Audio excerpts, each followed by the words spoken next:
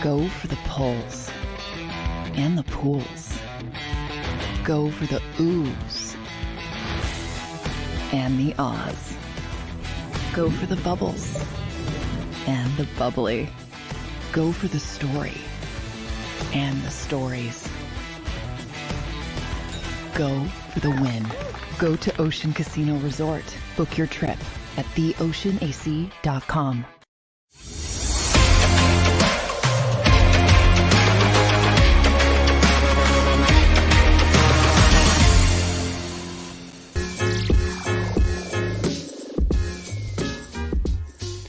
What's up, everybody, and welcome in to the Legal Hands to the Face show with Bill Colarulo on this depressing Tuesday night, right before Christmas. The Philadelphia Eagles decided to bring us all down right before this Christmas holiday. But we have a great show planned for tonight. We're going to dive in head first to what's going on with this Philadelphia Eagles team, what we saw in Seattle last night. And we're going to be joined shortly by Hall of Fame writer, Philadelphia legend, Ray Didinger. And I can't wait to talk to Ray Diddy about his thoughts on this Philadelphia Eagles team. And we are streaming live on YouTube. This is being simulcast on Bill Colarulo's YouTube. That's me. JAKIB Sports Network's YouTube. And we are also streaming live on TikTok. So for those of you who are on TikTok, Ray Didinger will be joining our show in about a half an hour. Head on over to YouTube.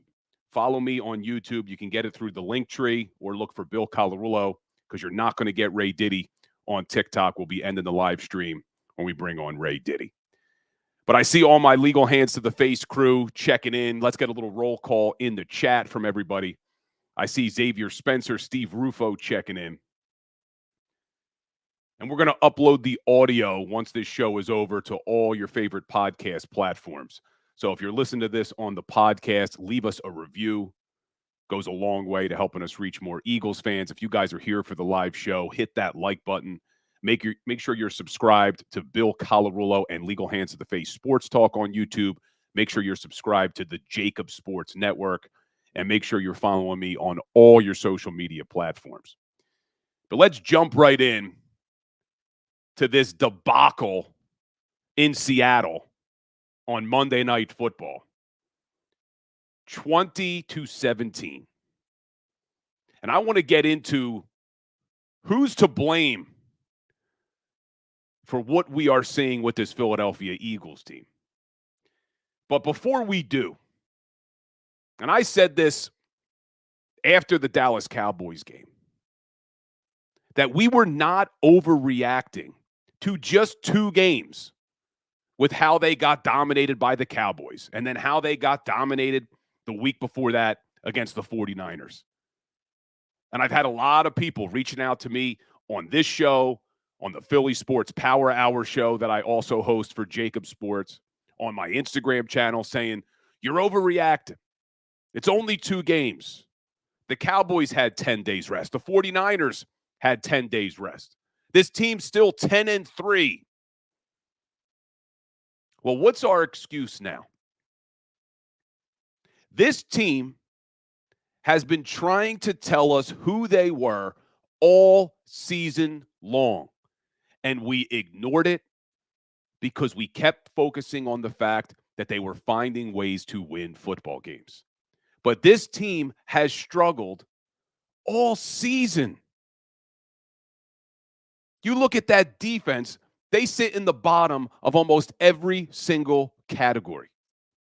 You look at that offense and Jalen Hurts, they look lost in the last 4 games. This team is not a good football team. And we'll get into who's to blame.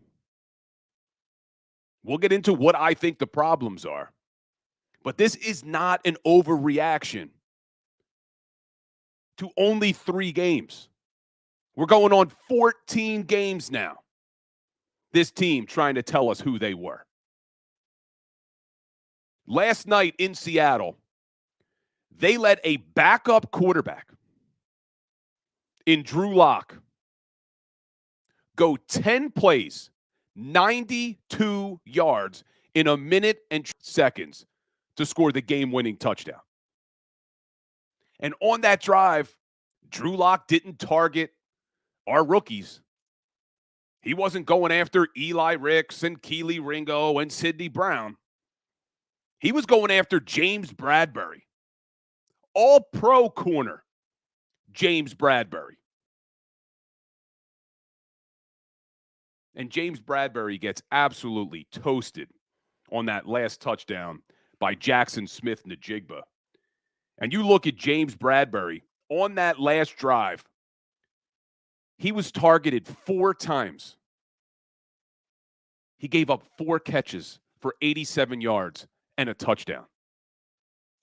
87 of the 92 yards on that final drive were against James Bradbury. So when I sit here and I talk about now, this is going to be the 3rd week in a row that I've asked on this show, is this a championship defense? I asked it before the San Francisco 49ers game. And then we saw what happened in that game. I asked it again before the Dallas Cowboys game. We saw what happened in that game.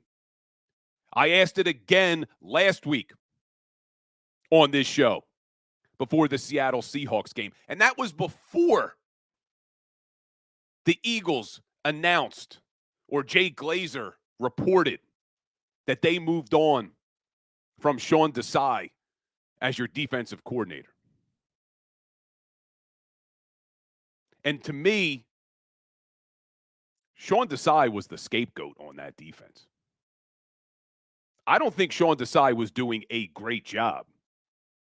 But I firmly believe, and I said it last week on this show, that I didn't think it mattered who they made the defensive coordinator. That was before they even decided to make the move. I said I didn't care who the defensive coordinator was on that defense. The personnel isn't good enough. And that falls squarely on the shoulders of Howie Roseman and his scouting department.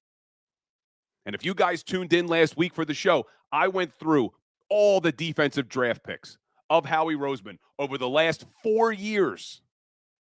And how outside of the defensive tackle position, him and his scouting department have missed on every defensive player. I'm not including this season's players. These guys are rookies. I have high hopes for Sidney Brown. I thought Keely Ringo battled last night. But you can't expect that many rookies to contribute to your defense if you have Super Bowl aspirations. One player, maybe. You can't expect Sidney Brown, who we all knew was raw coming into the league. The kid plays with such aggression. I love it. I think he's going to be a fan favorite here eventually. But he's not ready. You saw it last night, and it wasn't because of a lack of effort.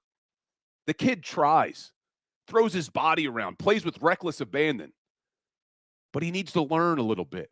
He's not ready. Keely Ringo played well last night, but he's going to make mistakes. Eli Ricks, they're going to make mistakes. What this defense needed was young players who were still on their rookie contracts contributing to the defense and outside of the defensive tackle position. And luckily, Reed Blankenship, who they got as an undrafted rookie last year. This defense severely lacks personnel. You look at the edge rushers, as good as Hassan Reddick is and Josh Sweat is, what do they have outside of those two guys on the edge? And that's on Howie Roseman. Howie Roseman was the one who decided to bring back Derek Barnett this year. Where's he now? Not even on the team anymore. Howie Roseman's the guy who drafted Kyron Johnson in 2022 to play defensive end. He's on the Steelers. Howie Roseman drafted Teron Jackson and Patrick Johnson in 2021. Teron Jackson's on the practice squad. Patrick Johnson got his first reps last night. 2020, defensive end, Casey Toohill. He's on the Washington Commanders.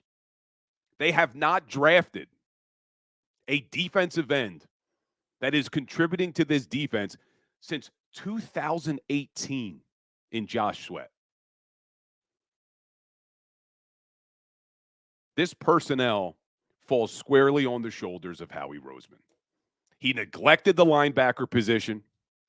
And I said on my show all week, the other show, the Philly Sports Power Hour, that one of the things that I needed to see to bring back some hope that I had for this Philadelphia Eagles team to go back to the Super Bowl was I needed to see Shaq Leonard come in here and be the guy he was when he was an all-pro in Indianapolis. And I said, I'm not expecting it to happen, but I'm hoping it happens because it's the only chance we have that this defense can maybe get a little bit better.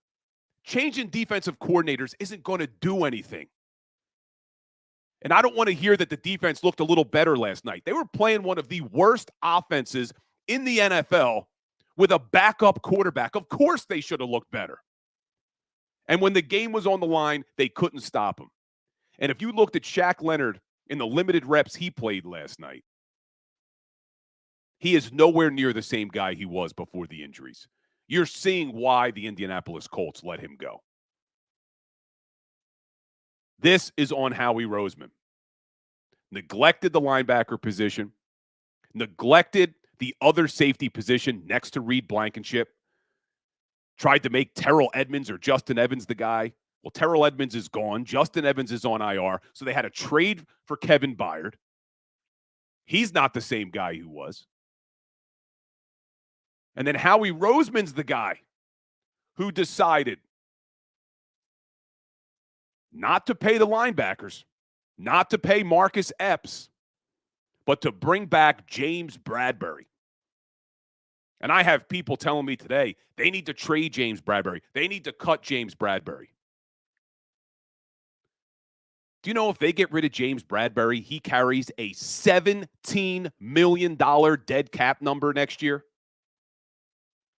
That contract that Howie Roseman gave James Bradbury, $17 million dead cap hit if they tried to move on from him next year.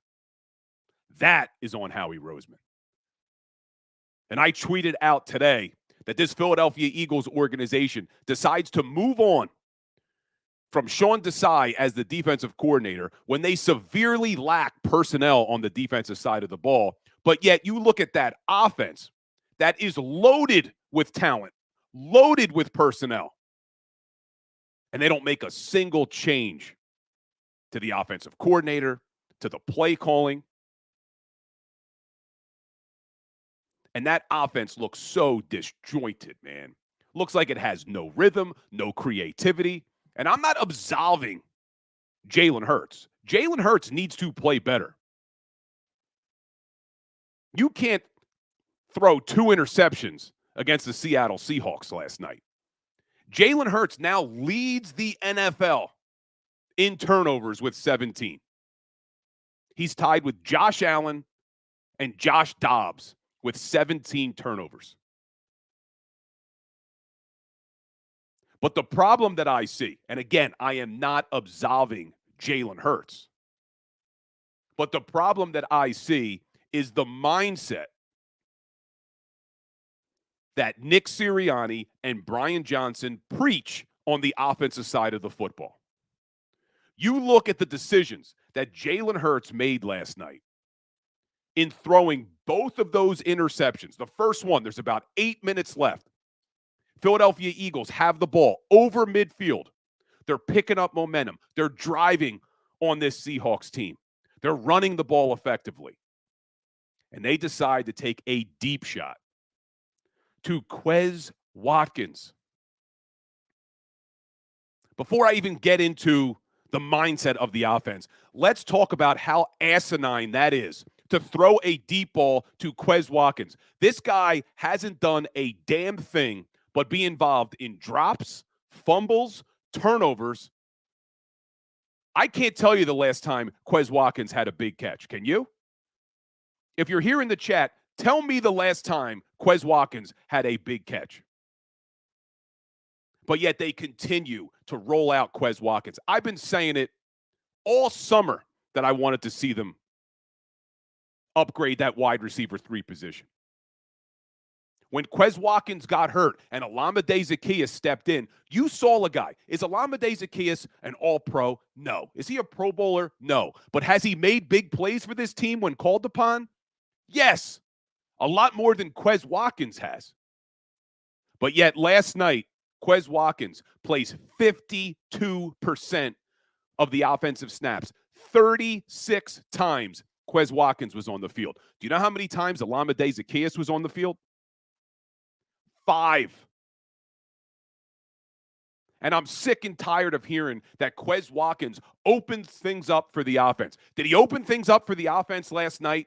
When you score 17 damn points against one of the worst defenses in the NFL, but we're going to keep putting Quez Watkins on the field?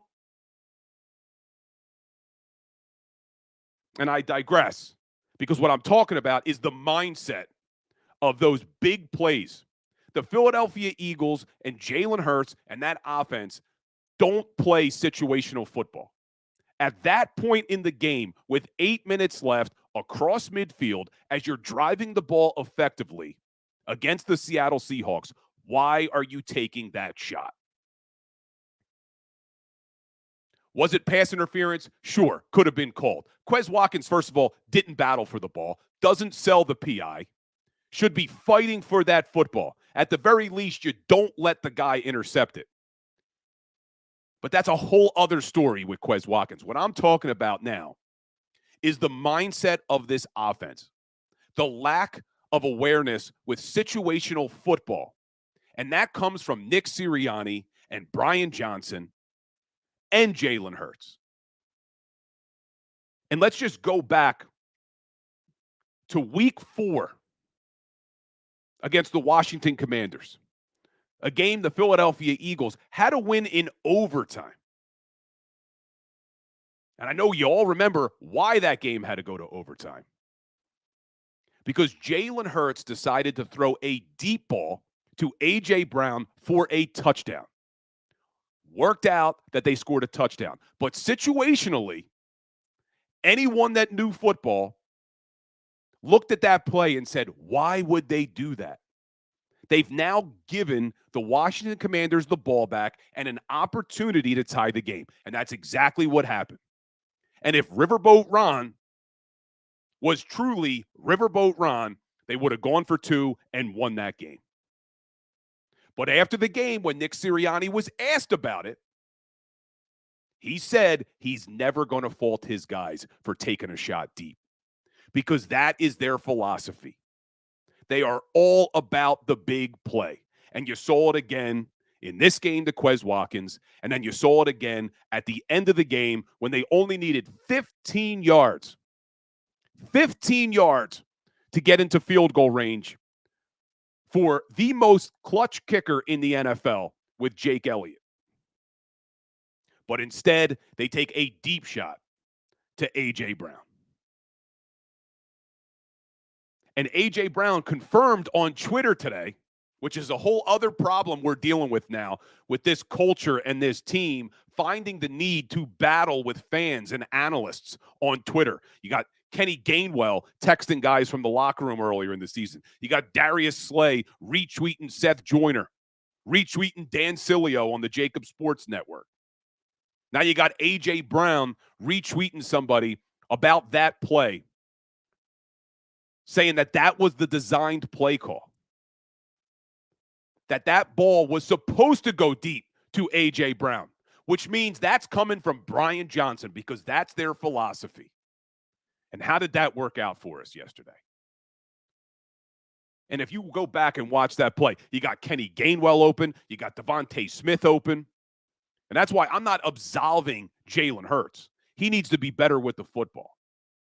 But that is coming from the top. This is what they want. They want to try to limit big plays on defense. That's why they play so damn passive. And they want to get greedy on offense. Bad situational football. And this team has been trying to tell us who they were for 14 games. This is not an overreaction. And I have some of you fans messaging me saying, well, we don't want to hear you back on the bandwagon when they start winning in the playoffs. Guys, I'm rooting for the team. I'm not wishing for them to lose games. But you can't just be like a parent that doesn't understand that their kid's not good at Little League, okay? How many parents sit in the crowd and everyone else can see that their son or daughter sucks at the sport they're playing? You can't sit there with green-colored glasses and just pretend that this team is better than they are. They're not a good football team. And last night was the tipping point of that against the Seattle Seahawks. Against a bad offense, against a bad defense, with a backup quarterback. And this team has been trying to tell us all year. Just go back to week one. Week one against the New England Patriots, who we now know are one of the worst teams in the NFL. The Philadelphia Eagles let Mac Jones throw for over 300 yards in that game. Jalen Hurts only threw for 154. And we all left that game and said, well, they won. It's only week one. They'll get it together. Then you had the Washington game a couple weeks later. Then you had the Jets game in week 6. 4 turnovers, 3 interceptions by Jalen Hurts. Then you have week 8. They let Sam Howell throw for almost 400 yards. Then they tried to blow the Dallas Cowboys game at the end. Then they tried to let the Kansas City Chiefs. If the Kansas City Chiefs had wide receivers who could catch the ball, they lose that game. Then they let the Buffalo Bills go for over 500 yards. Then they get crushed by the Niners, crushed by the Cowboys. And now they come out and they do that against the Seattle Seahawks. This is who this team is.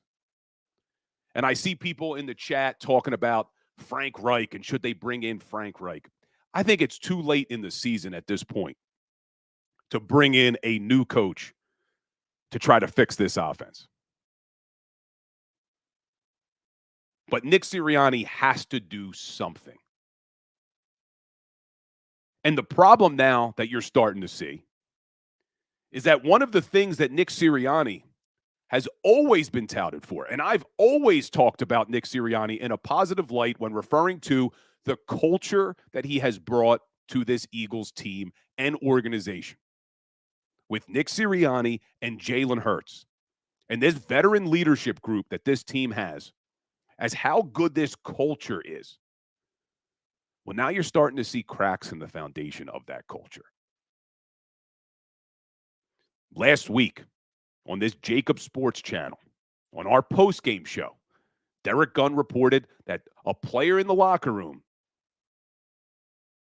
told Derek Gunn the offense is becoming predictable. So now you have leaks coming out of the locker room. Then you have Jalen Hurts in his press conference after last night's game talking about how the team needs to be more committed. I don't think we are committed enough. When he was asked to elaborate, he talked about how you need to practice better because what you do in practice is going to present itself on the field. And I'm paraphrasing his quote. What is going on with this team and its culture? These are the cracks in the foundation that Nick Sirianni, this is what he's known for. He doesn't call plays. He doesn't run the defense. He runs the team. And what we continuously hear about Nick Sirianni is the culture he's built, how much he relates to his players. Well, this thing is close, real close to going off the rails. When you got Darius Slay retweeting analysts, you have A.J. Brown retweeting fans on Twitter. X, whatever you want to call it. You got Jalen Hurts saying players aren't committed after the game.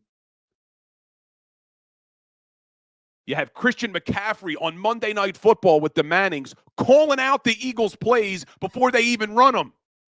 You want to talk about predictable. Nick Sirianni has to show us this week what he can do as a head coach, because this could go off the rails really quick. Now, luckily for the Philadelphia Eagles, they have 3 teams coming up that they should beat, but I'm hesitant to say this team should beat anyone after the performance we saw last night.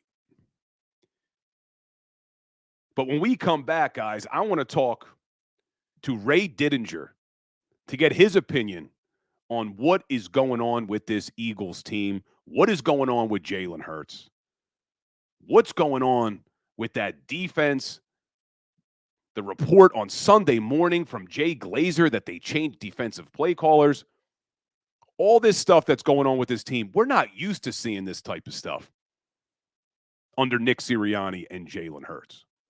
So stay tuned, guys. Hit that like button, hit that share button for me. Make sure you're subscribed. And when we get back, we're going to be joined by Hall of Fame writer Ray Dittinger. So stay tuned. Go to get your game on. Go for the beers. Go for the cheers. Go for the hit and the hits. Go for the stakes and the stakes. Go to get your parlay on. Go to get your party on. Go for the scene. Go for the screens. Go for the gallery. Go for the win. Go to Ocean. Visit theoceanac.com to plan your visit. At Pond Lehocky, we've recovered billions of dollars for our clients, and we're confident we can do the same for you. With over 250 years of combined courtroom experience, we've helped over 100,000 injured clients obtain some of the largest settlements in Pennsylvania. One conversation is all it takes to help you and your family get back on track. If you've been injured in an accident, give Pond Lehocky a call.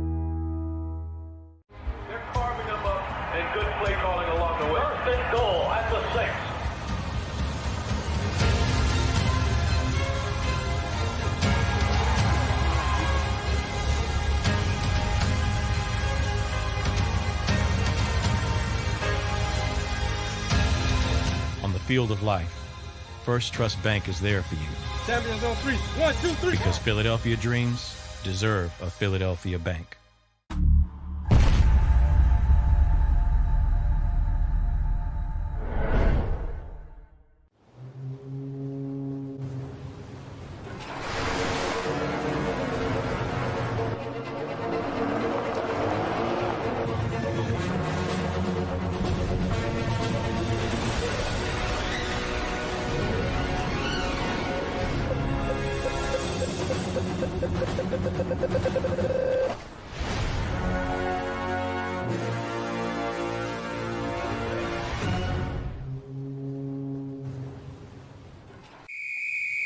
Underdog Fantasy has a way for you to play alongside your favorite football team all season long with their fantasy pick'em game.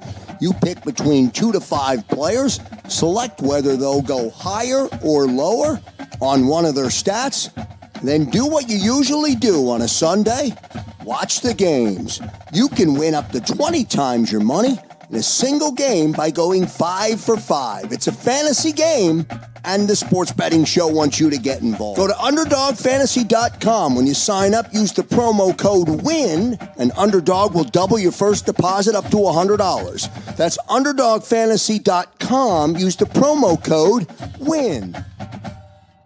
Do you stream on a Roku, Fire Stick, Google TV, or Apple TV? Now you can watch 6ABC 24/7 with the 6ABC Philadelphia streaming app. And the big story on Action News? Search 6ABC Philadelphia and start streaming today. EAGLES, Eagles.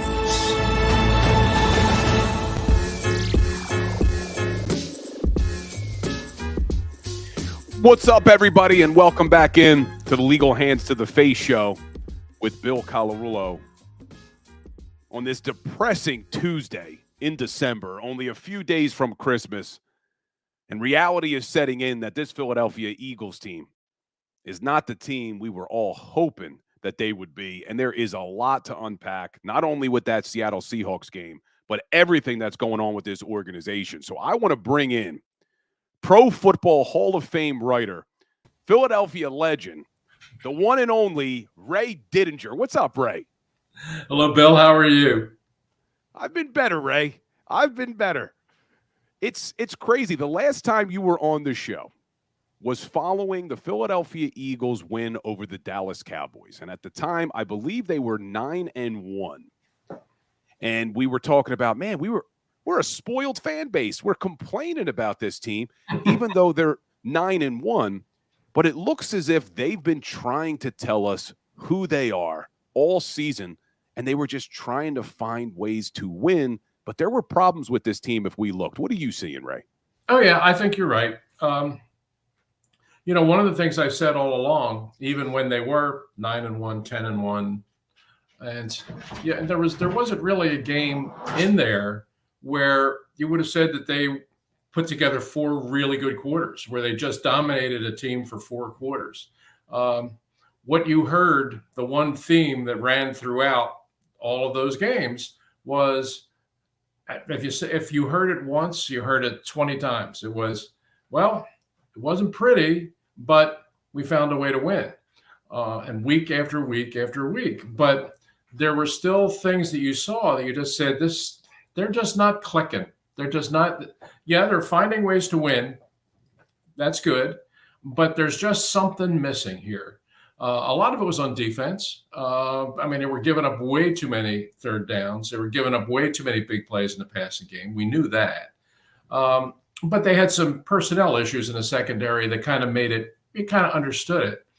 To me, the head scratcher throughout the whole thing was, what's wrong with the offense? You have the same guys that you had from last year when this offense was dynamic. The only real major change on the offensive side in terms of personnel was DeAndre Swift coming in to replace Miles Sanders, which really is kind of an upgrade. So, you had some issues on defense, but when you look at the people you had playing, you kind of got it. What was puzzling to me throughout this was, where's that dynamic offense that I was expecting? Because those guys are still there. And that was there the whole time. And we've seen now in these last 3 weeks, the defense had gotten shredded in a couple of those games, but the offense isn't scoring either, and they're making way too many mistakes. So, we could talk for an hour here, Bill, about everything that's happened. But, the one thing that I think we all agree upon is that this team right now is in a scary place. They clinched a playoff spot yesterday, so they're going to go to the postseason. But unless they can find their way out of the woods here, they're not going to last very long. Unfortunately, I agree with you. And you mentioned that offense. Let's talk about it for a second, because who do you blame for that? Like you said, it's a lot of the same personnel. DeAndre Swift may be considered an upgrade from Miles Sanders. Yeah, I think so. Isaac Sayamala was a big loss, but I thought Cam Jurgens was playing well. Sua Opeta was in there last night, but it doesn't look like it's the right guard. And Jalen Hurts, I don't know if you want to say he's regressed, but he's certainly not playing to the level he was last year. Who do you put the blame on? Is it the play calling? Is it the offensive scheme? Is it Jalen Hurts? What's going on with that offense? Well, like most things in football, it's never one guy or one thing. It's everything, and you can start with the quarterback. That's fair. I think that, he is just about now this season has turned the ball over more than he did in the last 2 years combined. We didn't expect that. This was a guy who made a ton of big plays last year, but more important than that, he just didn't make many mistakes. And that's not the case this year. He's making mistake after mistake. Is that regression? I guess you could define it that way. But he certainly isn't playing the way I think any of us expected that he was going to play. I think even though Nick Sirianni doesn't like to say it, I think there are issues. I think there are issues in the coaching. I think there are issues with the play calling. I think there are issues with the design of the offense.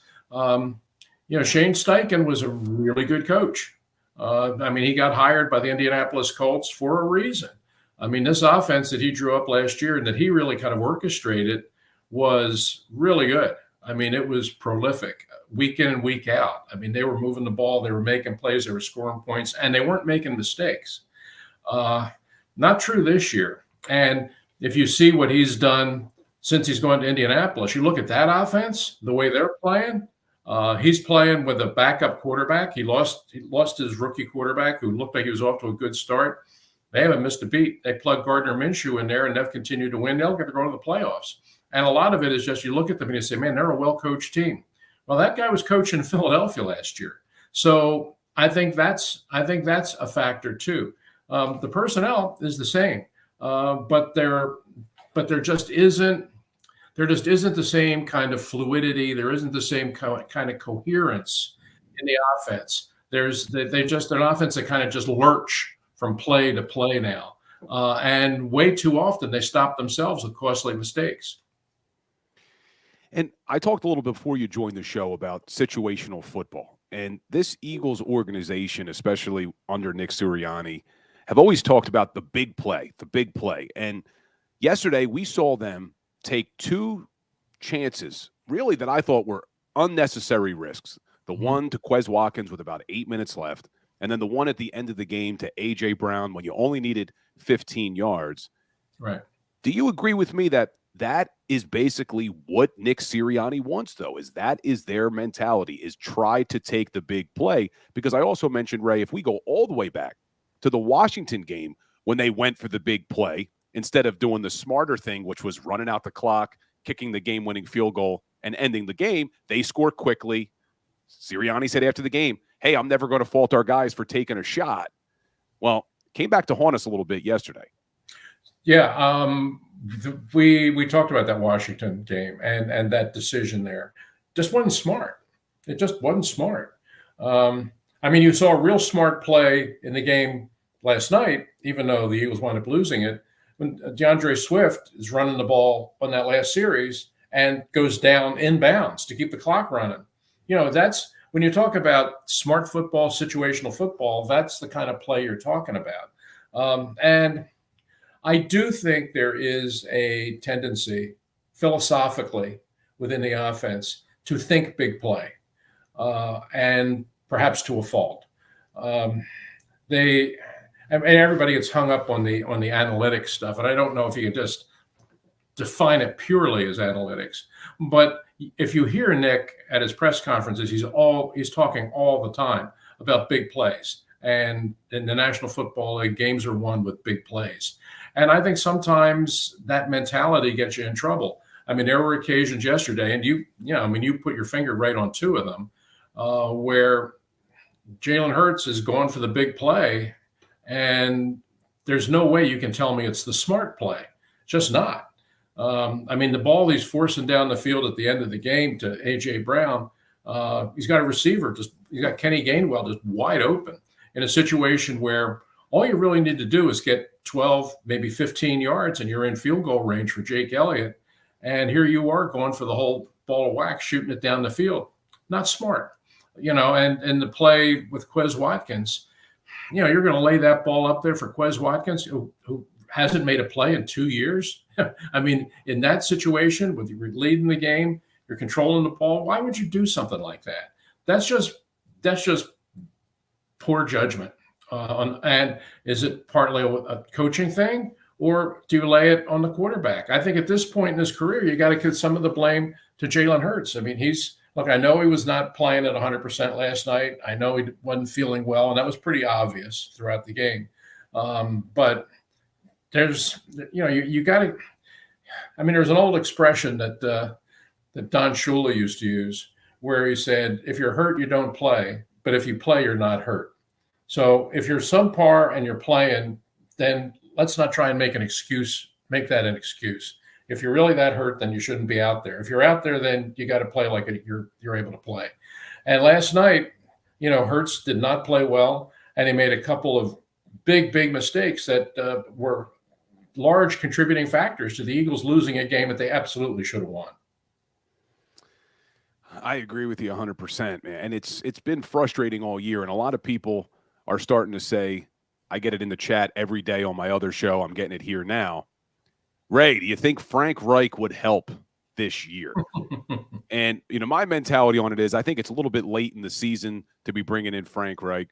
I don't know if he's going to be able to come in and make significant changes or if he's even capable of making significant changes. But what's Ray Didinger's opinion on that? Would you make a move by bringing in Frank Reich at this point? I would have done it when Frank got let go. I would have done it right then. I mean, now, yeah, it's late. But, I mean, you could have done it when he got let go, which was a month ago. I mean, at that point, you got half the season, and there's really a lot of time. And you were having issues with your offense even then. And, I mean, I don't know how you would have defined it, what kind of a title you would have given him, offensive assistant, whatever. But that doesn't matter. We know what kind of a relationship Nick Sirianni and Frank Reich have going way back. And there were things this offense was sputtering in troubling ways throughout the first half of the year. And I'm always a believer that there's nothing wrong with a fresh set of eyes. Somebody else can come in and just very, very quickly, in just watching film for a couple of days, come up with, I don't know, in that situation, look at this formation here. I think if we just change this formation or we put this guy in motion, we can do something here.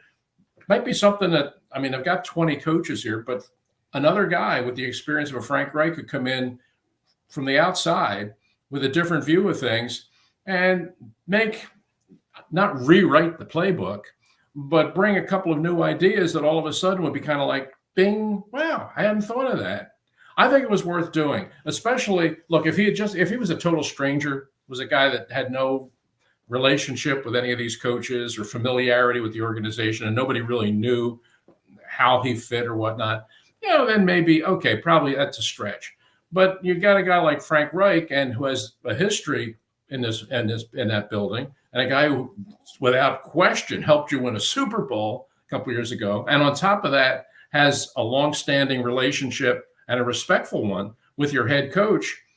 I actually thought when Frank got let go, I thought, well, the first thing I thought was by the end of the week he's going to be here. I'm surprised that it didn't happen. And could he have helped? I think he could have. Yeah, it certainly wouldn't have hurt. And when we talk about Frank Reich, and I see people in the chat talking about what he did with Nick Foles, and you mentioned it in 2017, it reminds me of the RPO, because one of the things that Nick Foles did so well down the stretch for that Super Bowl year was running the RPO. And the last two seasons, not including this year, the Eagles and Jalen Hurts ran the RPO very well. And before this game, I actually went back because I wanted to see what's going on with the RPO. And before this game, they are running it significantly less. But what I wanted to look at was, well, why? And you look at last year, the RPO averaged 7.8 yards per play. In 2021, it averaged 7.65 yards per play. In 2023, before this last game, it was only averaging 4.85 yards per play, almost half. So I know they're calling it less, but when they are calling it, it has not been effective this year. What do you think is going on? Have defenses adjusted to it? Yes. Yes. And put in simple terms, yes. And that's what happens. Remember when the Wildcat was going to take over the NFL? Yeah. Miami dominated New England that one game. Yeah, I mean, oh my God, this is the offense of the future, the Wildcat. Nobody can stop it. Well, where is it now? You can seize an advantage. You can seize a tactical advantage with something new and something that's kind of cutting edge. But this is the NFL. And you have the best coaches in the world coaching this game on both sides of the ball. And if one side gets the upper hand with something new, the other side is going to figure out a way to stop it. And that's what you have here. And it's particularly so when you have a team like the Eagles that has the kind of success that they had with it last year. I mean, that was a big part of them getting to the Super Bowl last year, because Hurts ran it so well. You knew that in this offseason, with a whole offseason to study it, that all the teams that were going to be on the Eagles schedule were going to spend a lot of time in coaching meetings and through OTAs and stuff like that, working specifically on, okay, how are we going to play this? And how are we going to play Jalen Hurts in these situations? And you knew when you came out this year that a lot of those big play opportunities and a lot of those easy first downs you were picking up weren't going to be so easy this year. And that's been true across the board. I mean, and I think some of it has to do with the fact that Hurts, I think, has been playing hurt a good portion of the year. I mean, not hurt so badly that he can't play, but hurt to the point where he's not able to do some of the things he did last year. And it's been true from the very beginning of the year. And if he's not the same dynamic force on the offense, then the entire offense is going to suffer. And we've seen that. And, you know, he made a lot of progress. He made a lot of progress last year, I thought, as a guy that making plays from the pocket. I mean, I thought he made tremendous growth last year in terms of his ability to play from the pocket and make big throws down the field. I mean, he had developed into one of the best. He and Mahomes, actually, if you looked at the metrics, had the best deep ball completion percentage of any of the two quarterbacks in the NFL last year. They did, and that hasn't been true this year. He's still throwing the ball. He's still throwing the ball down the field, perhaps too much, but without the same effectiveness. And I think the whole offense, because teams have a better idea of what he can do and what this offense wants to do, it's making it a lot harder for them to make the same kind of plays they made last year. And before we jump to the defense, because there's going to be a whole lot to talk about with that defense. So if you're Nick Sirianni, you're an offensive coach, things are spiraling quickly on that offensive side of the football. What are you doing? Are you making a change to the offensive play caller? Are you trying to change some things up these next 3 games before the playoffs come around? What do you do? Well, one of the things that I've always been a big proponent of, and people criticize me for it. That's okay. I'm used to hearing it. I'm a proponent of running the football. I just am. And I think whenever I say that they need to run the ball more, look, I'm not one of the 2 guys standing outside the building with the sign. I don't want anybody. That wasn't you? That was not me. And nor did I make up the sign and hand it to them. That was purely their doing. But I don't disagree with the philosophy. When I say run the ball, I'm not suggesting that we're going to go back to the Woody Hayes era where you're going to run the ball. You're going to run the ball in every play. That's not what I'm saying. What I'm saying is run the ball enough that you have a balanced offense. The best offenses in football, regardless of the era, were offenses that could do multiple things, that could both run it and pass it. The best team in football right now, in my view, I mean, clearly is the 49ers. And if you look at their offense, it is beautifully balanced. I mean, the game when they came into Philadelphia and murdered the Eagles a couple weeks ago, look at the play distribution. 28 runs, 27 passes. Perfect balance. And when a team can do that, when a team can do both things, then every time they break the huddle, you've got a tremendous amount of pressure on the defense because they don't know what's coming, and that's just the formula to win. A balanced offense is going to win in the 50s, the 60s, the 70s, anytime you want. If an offense can do 2 things, that's better than an offense that will only do 1 thing. And that's all I've ever said. Running the football, when I say run the football, I'm just talking about not running it on every play, but running it enough that it forms a productive partnership with the passing game. Well, that's one of the things I would try to do. I would definitely try to implement more of a running game. The RPO could be certainly part of it, but they could run the ball in a traditional kind of way here because your offensive line is that good and you have good backs. So that would be part of it. And the other part of it is just easy stuff. Like, I mean, Swift is a really good receiver. Use him as a receiver coming out of the backfield. If you want to throw the ball, fine, you can throw the ball, but you can throw the ball. You can allow yourself to have easier throws than pushing it 40 yards down the field. As good as Brown and Smith are, and they're very good, I think that this team philosophically is not a high percentage passing team with the way they're approaching it now. I mean, they're taking, to my view, too many deep shots when there are easier options underneath. And the play on the final interception last night was a good example of that. You have Gainwell wide open for nice yardage that could have set up your field goal, but instead you're throwing it 40 yards down the field going for the home run ball. If you hit it, great. But very often I think the smarter play is to take the shorter play.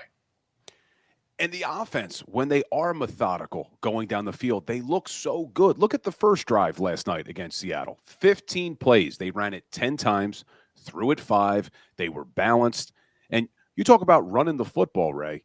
Last year, this team went to the Super Bowl, had a top 5 rushing offense. 2017, they won the Super Bowl, had a top 5 rushing offense. You have to be balanced.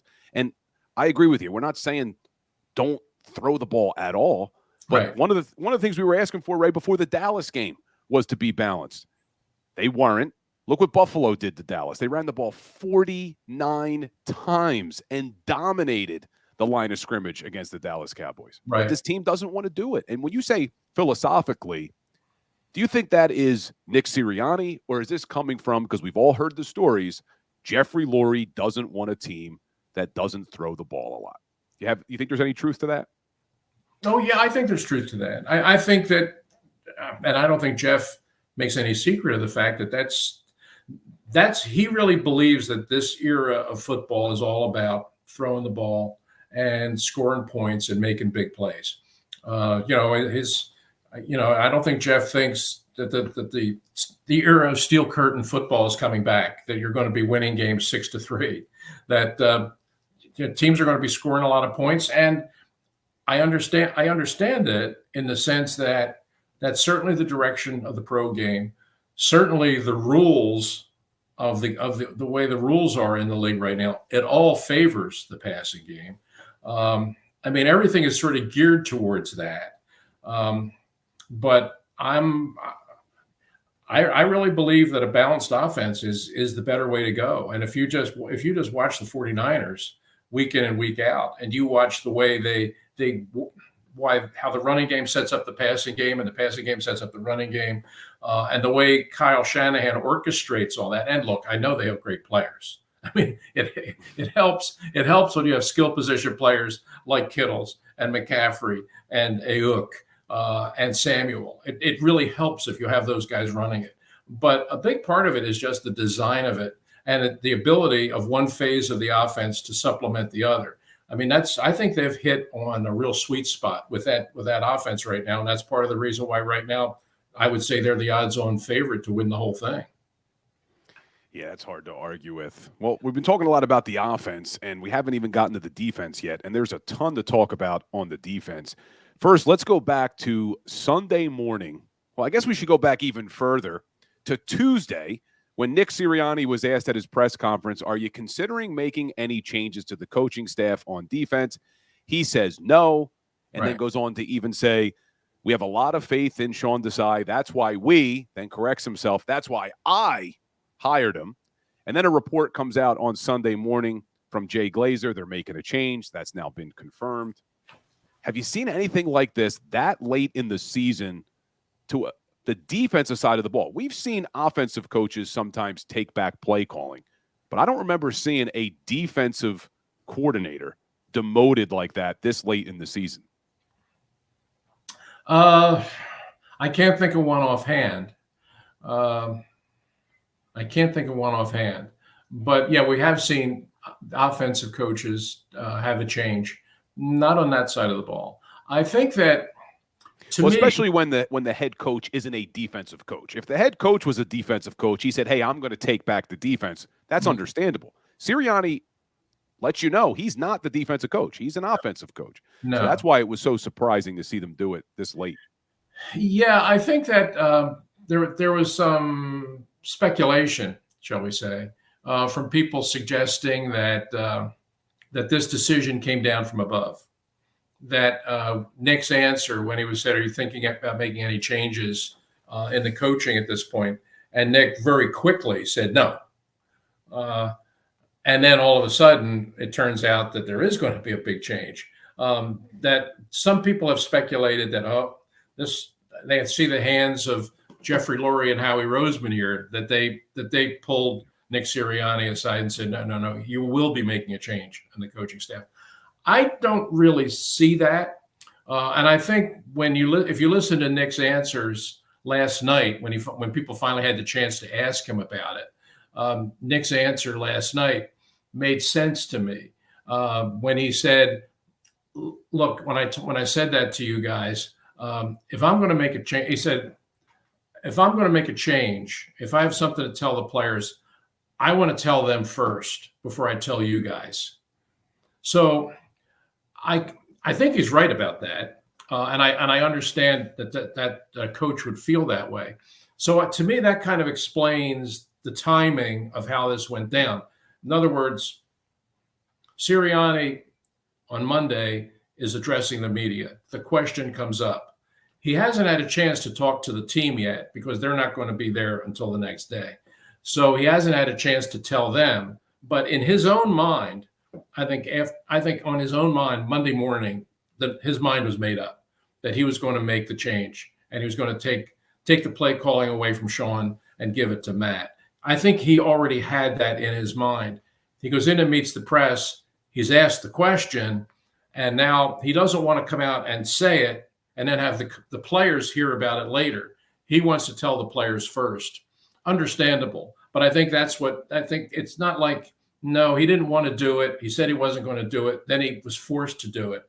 I don't think it worked that way. I think it was just a matter that he wanted to tell the team first before it came out. And if that's the case, then I understand that.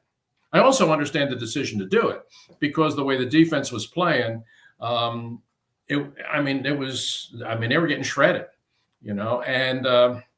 and some of the stuff that was happening, if you watch the tape, some of the things that Desai was doing, some of the plays that he was calling, some of the way he deployed the players in given situations, down and distance wise, you just thought, what is that? I mean, some of it just didn't make any sense. And it was certainly reflected in the two games. I mean, the 49ers and the Cowboys did pretty much anything they wanted to do offensively. I don't think Sean Desai was doing a great job. And when they made the move and the news got reported on Sunday, a lot of us thought, including me, hey, well, it can't get much worse. Right. But when I look at that defense, even though I don't think Desai was doing a great job, I really think a majority of the blame for the state that defense is in has to fall on Howie Roseman, because I think there is a severe lack of good personnel, and some of the decisions he's made, one of them bringing back James Bradbury and giving him the contract they gave him. Bradbury looks like a completely different player this year. Do you think there's enough personnel on that side of the ball for this team to be competitive down the stretch and into the playoffs?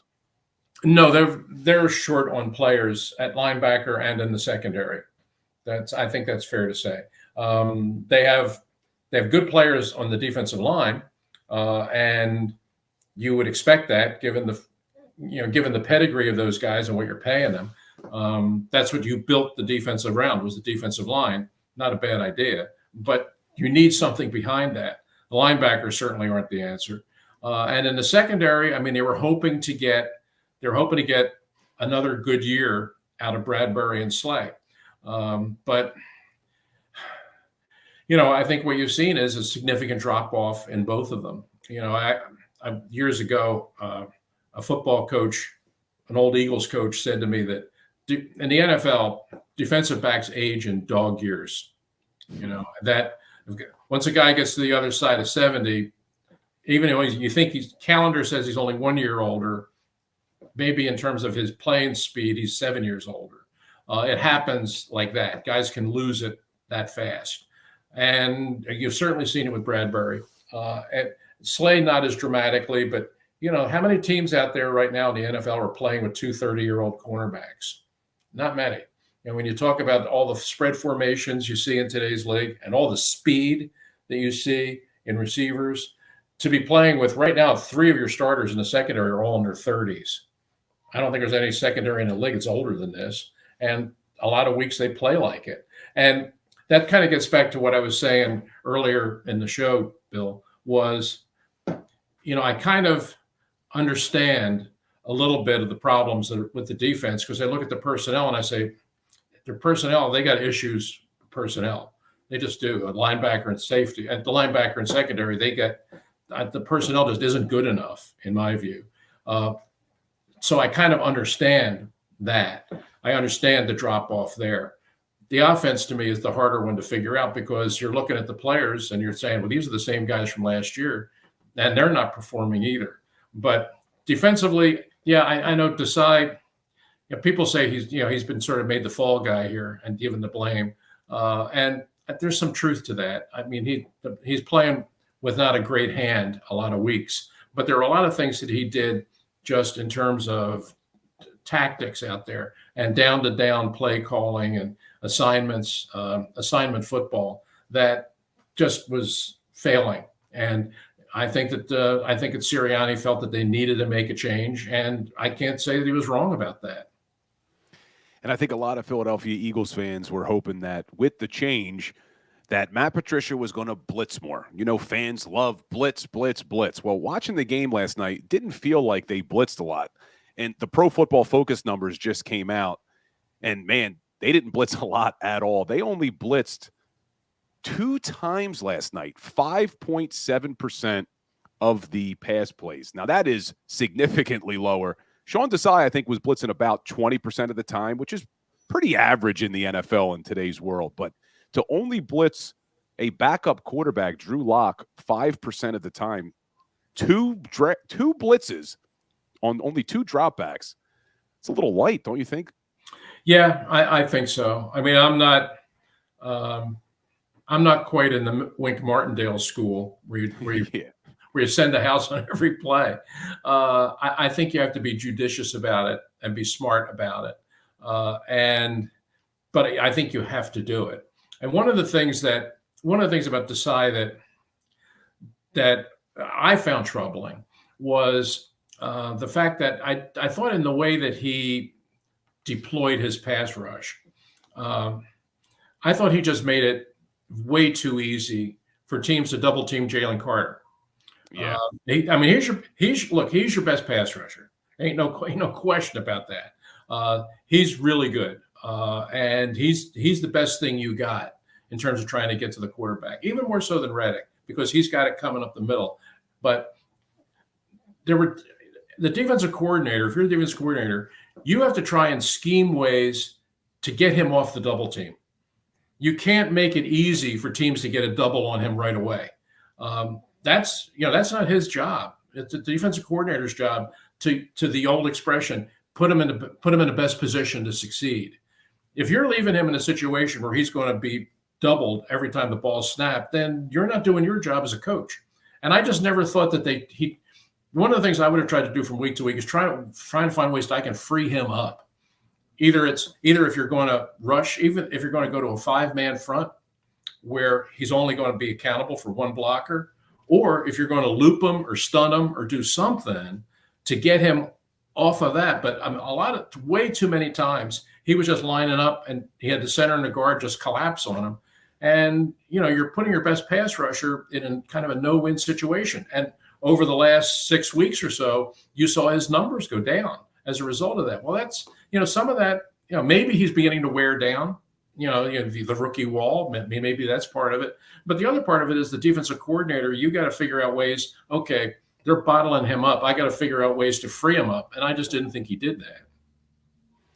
So you were in agreement with them making that move to Patricia. You'd like to see them run the ball more on offense. So Ray's just like all of us, because I see the people in the chat every single day, and that's pretty much what everybody's saying. Why can't this coaching staff just see it? And it's almost like they lose sight of the forest through the trees. They try to outsmart everybody. I mean, we saw it last night, throwing a wide receiver screen to Dallas Goedert with Devontae Smith as your lead blocker. Wouldn't common sense tell you to flip that, have Dallas Goedert be the lead blocker for Devontae Smith? I mean, sometimes you're looking at these games and you're thinking, what the hell are they doing? Yeah. Yes. There's nothing I can add to that. My reaction to that was the same. I mean, I am not a huge fan of the bubble screen. I think it was, it was something that came into the league a few years ago. Everybody put it in their playbook. I don't see it as being all that successful anymore. I think defensive kind of see it coming, and it doesn't produce a whole lot. And to me, it looks like defenses are jumping it so much that I think there's a risk you're going to turn it over. It used to be an absolutely safe throw that you always had that room out there, so it was a pass you were going to complete all the time. Listen, there were a couple times they went to it last night and the defender almost got his hand on it. So I mean, if they just want to kind of put that one in the back of the playbook and forget about it for the rest of the year, I'm not going to complain about it. It also surprises me that not only do they run the bubble screen so ineffectively, is how ineffective they are at any type of screen. You have one of the most athletic offensive lines in the NFL. We all remember the Andy Reid days. They were such a good screen team. This team can't run a screen to save their lives. The offensive line, last night I was watching the game, Landon Dickerson, you got to sell it a little bit. You can't just let the guy go right by you. They're smart enough, these defensive linemen, to know you're running a screenplay when they haven't beaten you that cleanly all game, when you just let them get right past you. You got to sell it a little bit. And that's where I think it comes down to coaching. You had that play. You go back to the Dallas game, again, offensive pass interference on A.J. Brown. How many times have we seen that when they try to run the natural rub, the natural pick play? A lot of that has to go down to the coaches not coaching these guys correctly. You agree with that? Yeah, I do. They seem to get called for offensive interference out of their bunch formation way more than other teams. I mean, everybody has that bunch formation thing where they, where the ball snapped and one guy sort of rubs a defender to give his guy a release. And it gets called once in a while, but with the Eagles, it gets called way too much because their guys just don't execute it particularly well. It's a great concept, and everybody uses it, but you have to run it the right way. And the Eagles don't seem to be able to figure that part out. And, yeah, I know what you're saying about the screenplay. I mean, it's, Williams is a smart defensive tackle. He's been playing a long time. And he sees things and he feels things. And that was a play where he felt right away, okay, this is going to be a screen. The way the blocker's reacting, the way the movement here is, the quarterback's not holding the ball. They're setting up the screen, and he ran right into it and stopped it for no gain. It's good play by him. That's a good veteran play by a good veteran lineman. But it's screening the ball successfully. It's really about repetition and timing, and some of it has to do with the quarterback being able to execute it right, and being able to act it out and get the defense to commit to it, and then give your guys a chance to set up the screen and then run it. With Andy's team was really, really good at it. And look, a big part of it was having Brian Westbrook catching the ball, because he was in that situation in a broken field and a screen pass.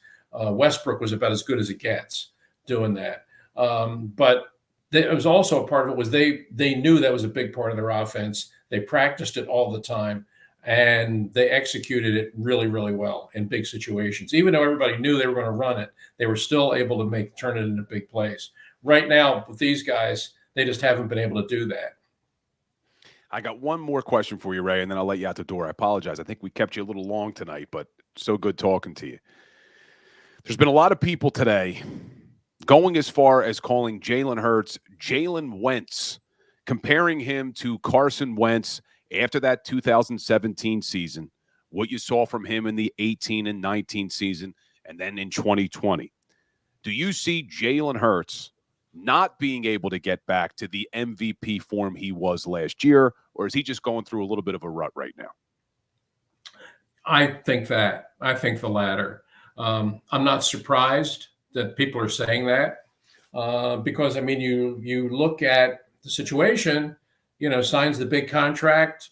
I mean, Carson Wentz was tremendous in 2017. I know nobody wants to give him credit for that now. But if you look back on that year, and there's no question, up to the point where he tears out his knee in Los Angeles, he was the best player in football that year. He was far and away the MVP in my mind.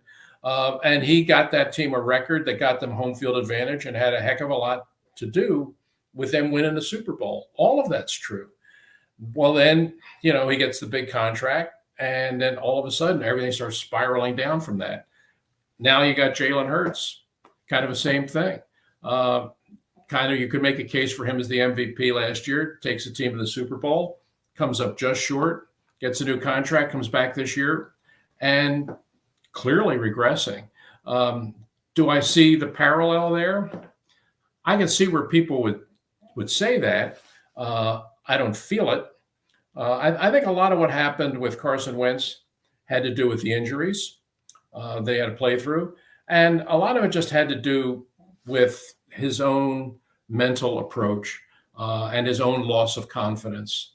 I think he just reached a point, whether it was, standing on the sidelines watching Nick Foles win that Super Bowl, coming back the next year, pushing his way through the rehab to come back the next year probably too soon, and then struggling to play, and then hearing the fans calling for Nick Foles. All of this stuff, I think, just got in his head, and he tried to press to make things better, and they only became worse.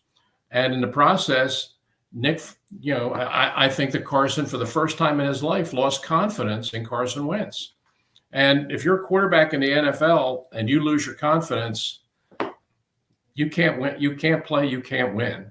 What Jalen Hurts is going through this year is it's certainly a rough patch for him, and I think playing hurt has been part of it.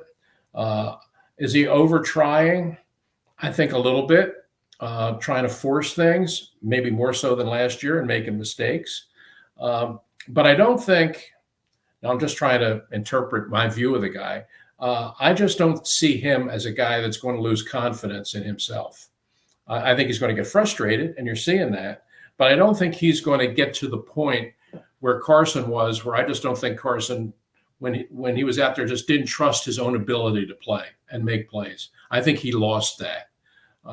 And I don't see – Hurts is struggling now for sure, but I don't see him at that point where he's lost confidence in his ability to make plays and win games. And I don't know. I just think that he's a different kind of dude, and I don't see him getting to that point. I don't think that's going to be the issue with him. So I know people can think that, and I can kind of understand them worrying about that. But I think in terms of their mentality, and I think that Wentz and Hurts are two very different people. And I don't think what Hurts is going through now, I don't think is analogous to what we saw with Carson Wentz. Yeah, I'm on the same page with you. I think everything we've learned about Jalen Hurts, how hard this guy works to get better, the improvements we've seen from his first year in the league to last year, I don't think that we can write this guy off. And there's a lot of people, all the Hurts haters are loving the last few weeks because Sure. I told you, but I think he's gonna get out of this funk. I hope he does. Well, Ray, I really appreciate you making the time, man. It's always great to have you on. I wish we were talking about some Eagles wins, but it's been a rough few games. It has, but they're going to go to the postseason. I think that they got some very winnable games coming up now. I think they'll wind up winning the NFC East and getting at least one home game, and see if they can get it together. I mean, right now they're in a bad place, but nothing to say that a couple of wins and then a good postseason challenge might not be able to get this team back on track. I'm certainly hoping so. 10.5-point favorites against New York. That line surprised me a little bit, but maybe it shouldn't. New York's not a good football team. No. So we will see. Well, Ray, you have a great holiday, man. Really appreciate it. Hopefully we'll be able to get you back on maybe in the playoffs, maybe a nice long playoff run. How about that? That'd be nice, wouldn't it? I'll sign up for that right now, Bill. All right, Ray. Happy holidays, man. Happy holidays to you and your family too. Take care. Appreciate you. Ray Didinger, always great when Ray joins the Legal Hands to the Face show. Just full of knowledge, has been covering this team for a long time. Pro Football Hall of Fame writer. Pretty great stuff, guys. So go ahead, hit that like button for me if you like Ray Didinger. Make sure you're subscribed to my YouTube channel. Make sure you're subscribed to the JAKIB Sports YouTube channel. And make sure you're following me on all social media, Twitter at Bill Colarulo, Instagram at Legal Hands to the Face. I post daily content, multiple pieces of content every single day on all the social media platforms, all Philadelphia Eagles related. So if you guys are Eagles fans, which I know all of you are, make sure you're following me. We're going to take a quick break. And when we get back, we'll talk a little bit about this Giants game. And we will also do like we do every single show, a little Philadelphia Eagles trivia. What kind of Philadelphia Eagles trivia? This one's more Philadelphia sports trivia. So stay tuned, guys. Hit that like button. We will be right back.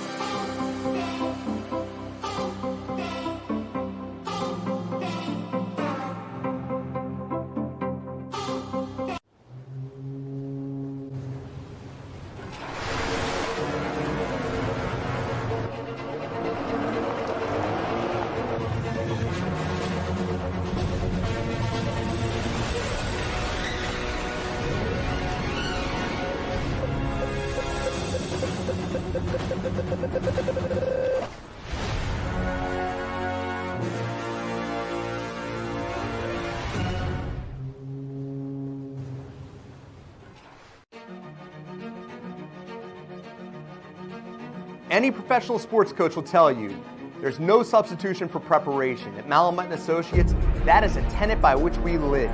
We prepare from day one for victory. Anything less is not acceptable.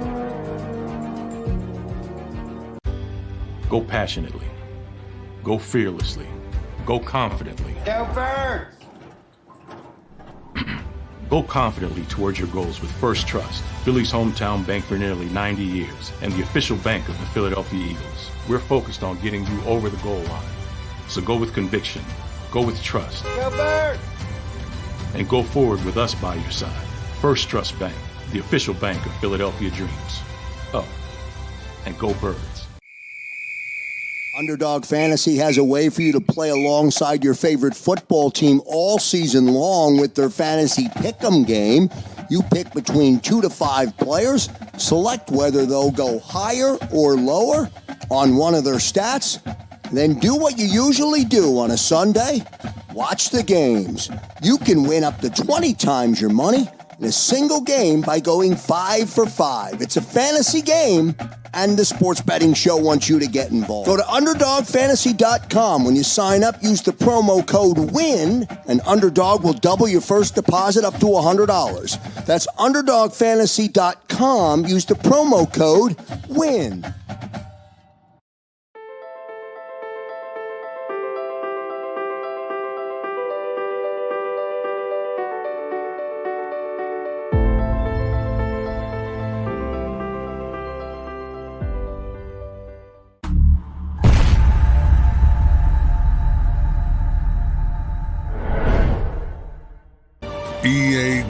EAGLES, Eagles.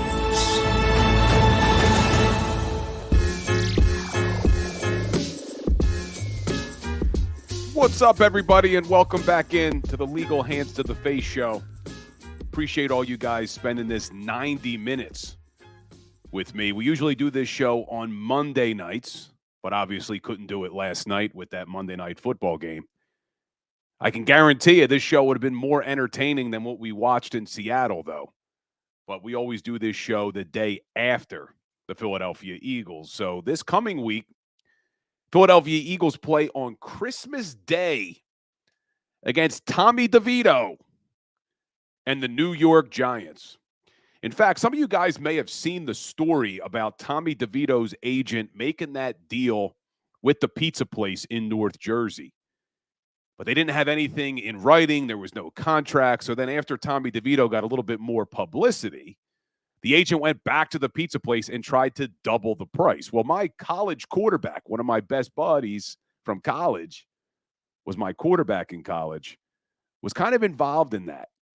So he owns a card shop up in North Jersey. They actually stepped in, and as we speak, Tommy DeVito is at the card shop signing autographs. And it was not cheap. Tommy DeVito making the best of his, what I think is going to be 15 minutes of fame. But let's hope that the Tommy DeVito fame comes to a halting stop on Christmas Day against the Philadelphia Eagles. And they're a scrappy team, the Giants. They've won some games with DeVito at their quarterback, but make no mistake, this offense stinks. The New York Giants stink. Now, it's hard to say that this Philadelphia Eagles team should dominate any game after what we just saw them do against the Seattle Seahawks and Drew Lock.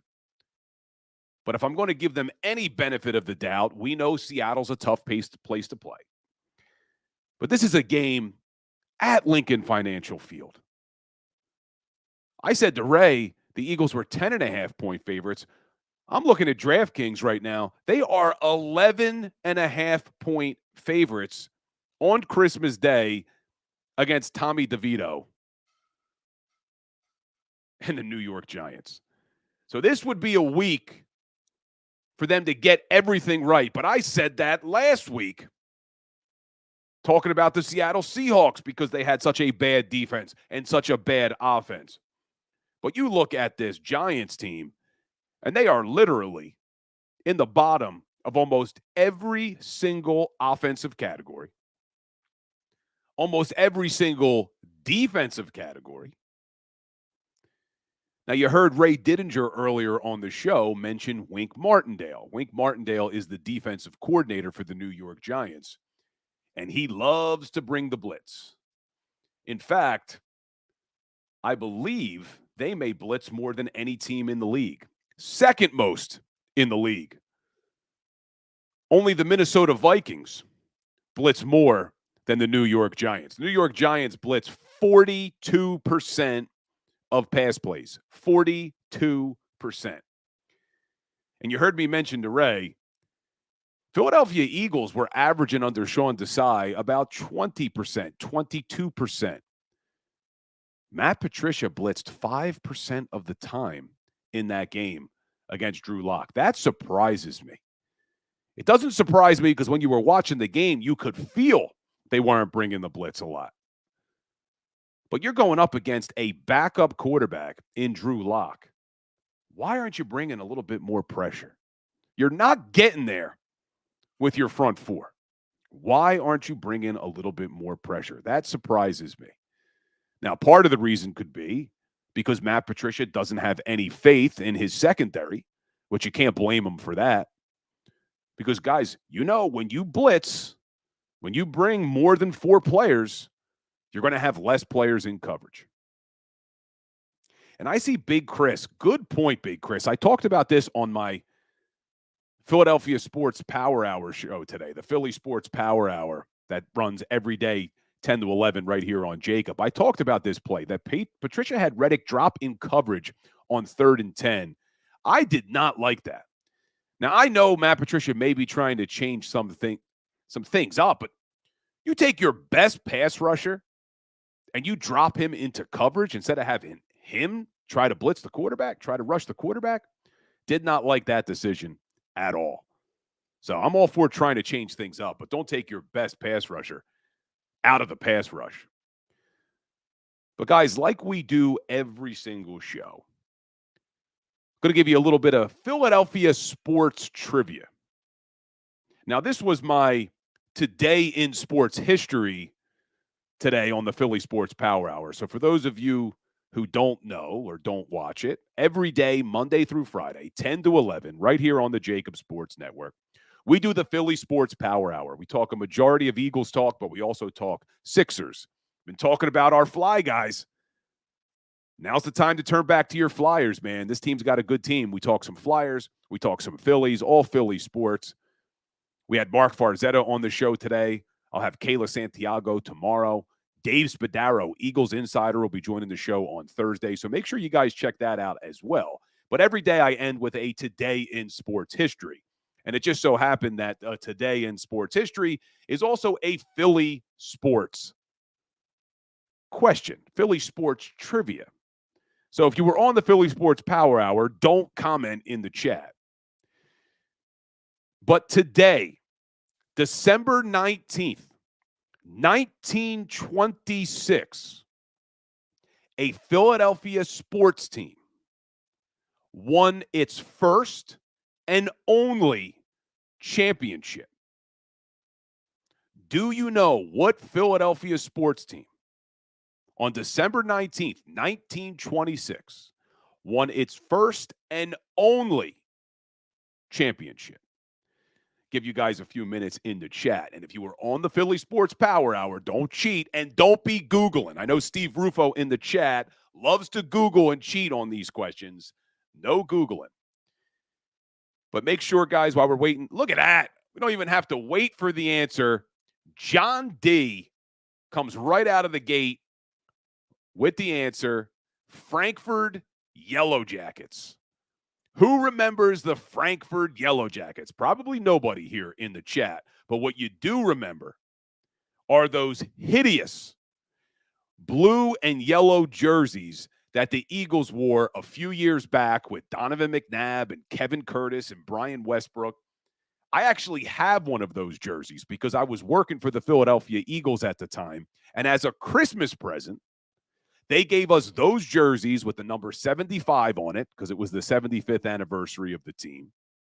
And it has my name on the back, Colarulo. And it is one of the ugliest jerseys that they've ever worn. One of the ugliest throwback jerseys that they've worn. But yes, December 19th, 1926, the Frankfurt Yellow Jackets won their first and only championship.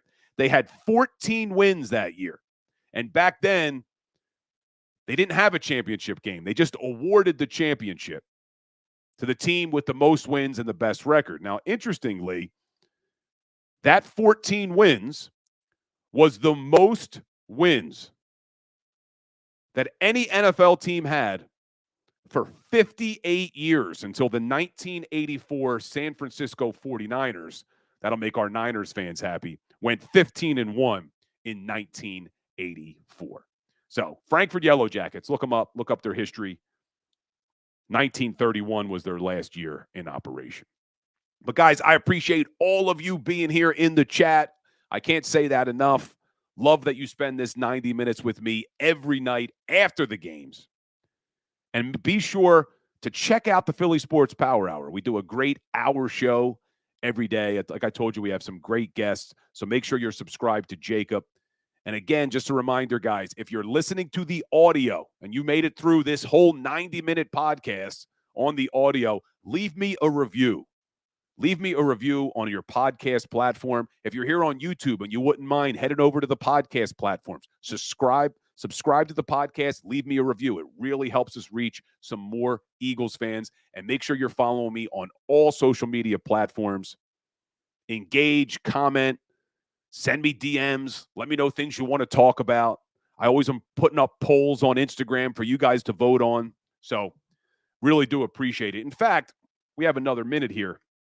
I put up a poll today on Instagram, give you guys the results.